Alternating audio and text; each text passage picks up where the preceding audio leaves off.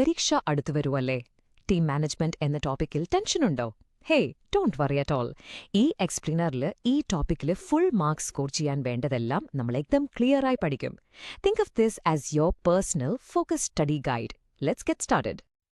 Okay, so let's just dive right in. Examiner full swingal ready ആവുകയല്ലേ?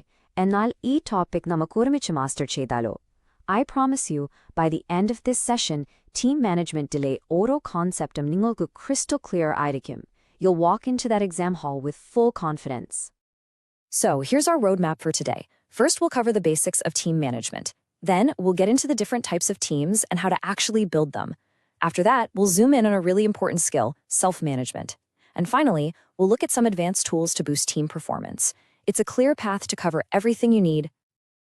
Right, let's kick things off with Section 1, an introduction to team management. ഒരു topic പഠിക്കുമ്പോഴും അതിന്റെ basic definition കറക്റ്റായി മനസ്സിലാക്കുന്നതാണ് നല്ല mark score ചെയ്യാനുള്ള ആദ്യ പടി. So let's get this absolutely right. അപ്പോ എന്താണ് ഈ team management? It's actually pretty simple. It's all the actions and strategies you use to bring a group of people together. And why do we do this? So they can work effectively and achieve a common goal. ഒരു പൊതു ലക്ഷ്യം ഫലപ്രദമായി നേടിയെടുക്കാൻ. A common goal എന്ന വാക്ക് അത് മറക്കരുത്. That's the heart of the whole concept. Moving on to Section 2. Now we know what team management is. Iniyadutatu vividataram timukale patimanasalakanam. Pay close attention here, because explain the different types of teams is a classic exam question. It comes up all the time. You'll hear about all sorts of teams.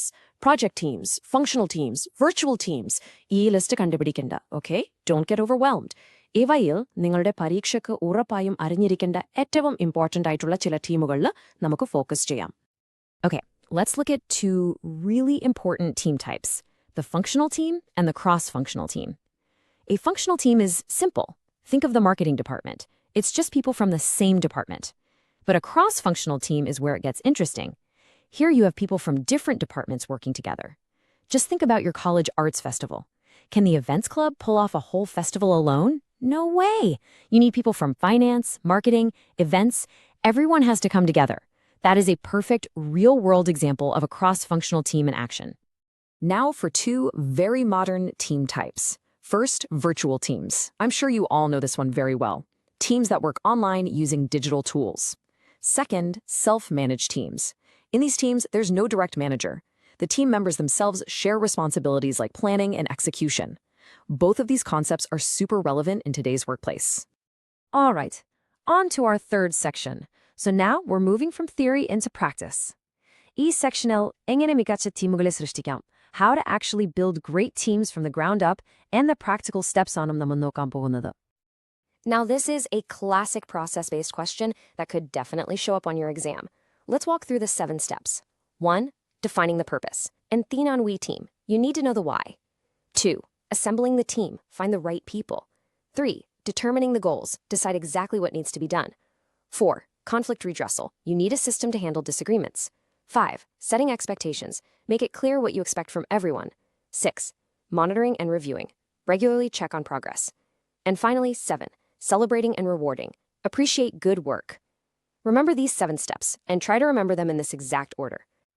You see, just creating a team is only the first step. After that, we need to focus on team building. So what is it? The most important word to remember here is that it's an ongoing process. It's not a one-time event. It's the continuous effort of turning a group of individuals into a cohesive unit, a real team that works together smoothly. The ultimate goal is to create a healthy atmosphere where they can achieve that common goal.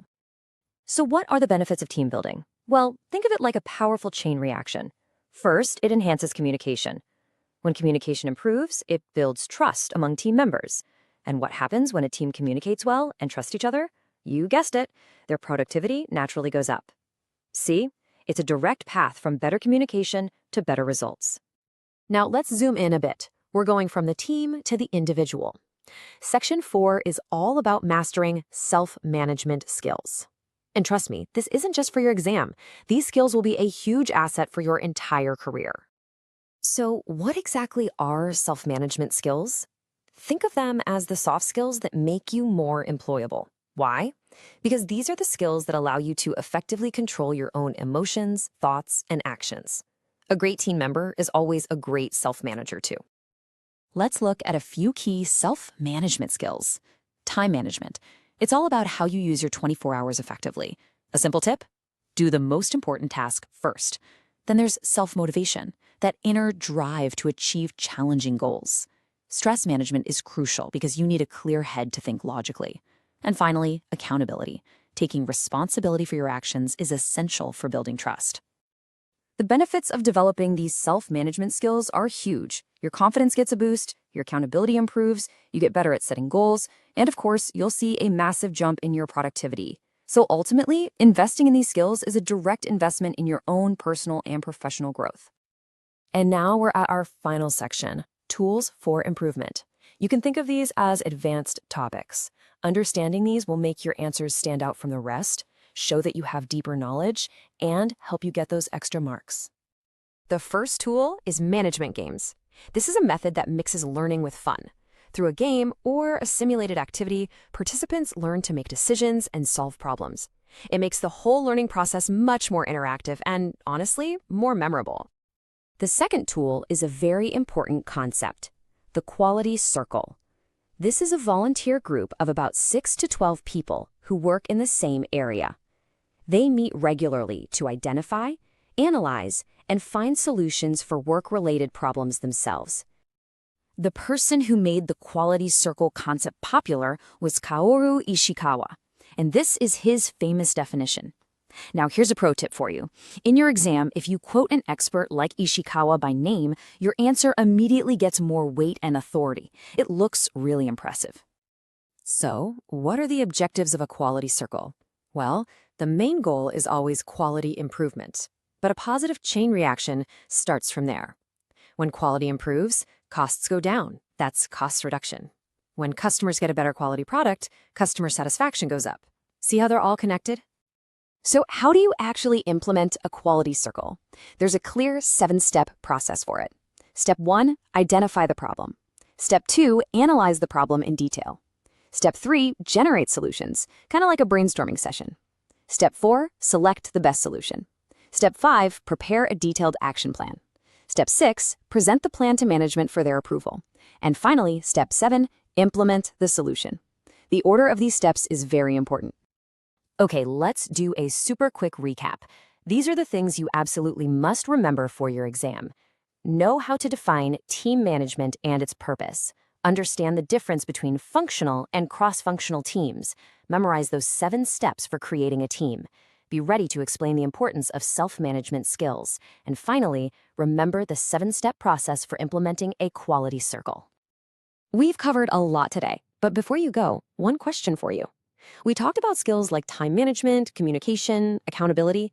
Out of all of these, which one will you focus on developing first? Just think about it, because putting this knowledge into practice is the real first step to mastering it. All the very best for your exams.